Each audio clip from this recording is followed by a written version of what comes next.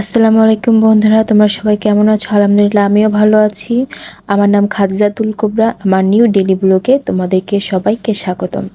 আজ ফ্রান্সিক ক্লাস শেষ হওয়ার পর বাসায় ফেরার পথে, এটা আমাদের চেনার দোকান, বাড়ির কাছেই দোকান। তো এখান থেকে আমরা অনেক কিছুই নিই। তো আজকেও আমার একটা জিনিস খেতে ইচ্ছে করছিল, একটা দরকারি জিনিস, খাবার। তো এটা আমি এখান থেকে কিনে নিলাম। তো এটা বাসায় আসার পর, তো এটা যেহেতু আমি খাবার বানাবো, তো খাবারটা তোমাদের সঙ্গে শেয়ার করব, এটা দিয়ে কী বানানো যায়। তো তোমরা শেষ পর্যন্ত দেখো এই পাউরুটিটা দিয়ে আমি কী বানাই। তো মূলত আমি পাউরুটি নিয়েছিলাম, তো আগেই বলে ফেলেছি। তো এখানে লাগবে পাউরুটিটা, যেহেতু খাবার বানাবো পাউরুটিটা দিয়ে, তো ডিম লাগবে, পাউরুটিটা আছে। আর পাউরুটিটা কিন্তু ফুল নিয়ে এসেছিলাম, তো এটা আমি একটু খেয়ে ফেলেছি। ক্লাস থেকে আসার পরে দুটো খুলে খেয়ে ফেলেছি। তো তোমরা কারা কারা আমার মতন করো এরকম, খাবার নিয়ে আসার সঙ্গে আগে খাও? অবশ্যই কমেন্টে জানাবে। আর এখানে ডিম ফেটে নিয়েছি, মানে ভেঙে নিয়েছি। আমি আজকে নিজেই ডিম ভাঙিয়েছি, কারণ আমি কিন্তু ডিম ভাঙাতে পারি না।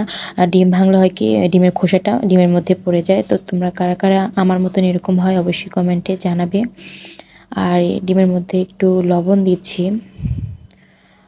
তোমরা অনেকে আবার জানতে চাচ্ছ আমি ডিম দিয়ে কী বানাবো, তো আগেই বলে দিলে তো তোমরা সম্পূর্ণ ভিডিওটা দেখবে না। তো শেষ পর্যন্ত দেখো আমি কী বানাই, তো শেষে গিয়ে আমি বলবো ডিম দিয়ে আমি কী করছি। আচ্ছা যাই হোক, মূল কাজে ফিরে আসি আবার। লবণ দিতে হবে একটু। লবণের পরে যে আমি একটু চিনি দিচ্ছি।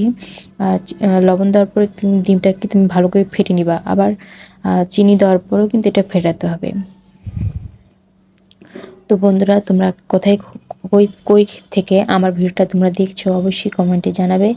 এই দেখো আমি চিনিটা দিয়ে ভালো করে ডিমটা ফেটাচ্ছি। এটা কিন্তু আমি যখন ডিমটা, মানে ডিমের ভিতরে চিনি দিয়েছিলাম, তখন কিন্তু একটু ভারী ভারী হয়েছিল। এটা কিন্তু মানে ডিমটা কিন্তু একদম মিশে যেতে হবে, মিক্সড করতে হবে।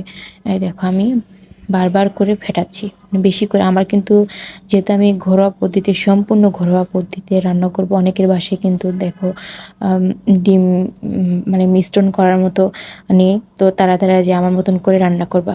তো যাই হোক, আজ রান্নাটা কিন্তু আমি চুলোয় করব। তো চুলো, অনেকেই ভাবো যে চুলোয় কেন রান্না করবে, আমার বাসায় কি গ্যাস নেই? হ্যাঁ বন্ধুরা, অবশ্যই গ্যাসের চুলা আছে। এই যে তেল লাগবে এখানে। আর এ দেখো আমার আম্মুর খড়ির স্তূপ, আমাদের নিজস্ব গাছের খড়ি কিন্তু এটা।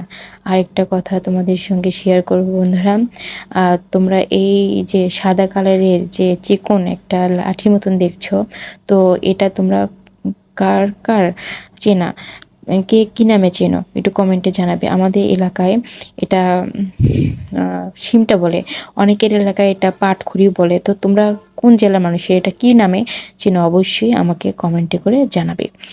তো চলো আবার কাজে ফিরে যাই। এই যে দেখছো আমি যে ডিমটা যে চিনি দিয়ে যে মিশ্রণ করে রেখেছিলাম, তো এই যে সেই পাউরুটিটা মূলত ডিমের ভিতরে দিয়ে দিয়ে এরকম উল্টে পাল্টে দিয়ে তেল গরম হওয়ার পর ভেজে নিতে হবে। এ দেখো ভাজা হয়েছে, দুটো ভাজা হয়েছে। তো তোমরা বুঝতেই পেরেছো আমি মূলত কী রান্না করে ফেলেছি। হ্যাঁ বন্ধুরা, আর মনে হয় বলে দিতে হবে না, তো তবুও বলে দিচ্ছি, আমি ডিম দিয়ে স্যান্ডউইচ করেছি। তো তোমরা আমার ভিডিওটা ভালো লাগলে অবশ্যই লাইক এবং কমেন্ট করবে এবং সাবস্ক্রাইব করবে, এবং নিজেরাও বাসায় বানিয়ে খাবে, এটা অনেক ভালো লাগে।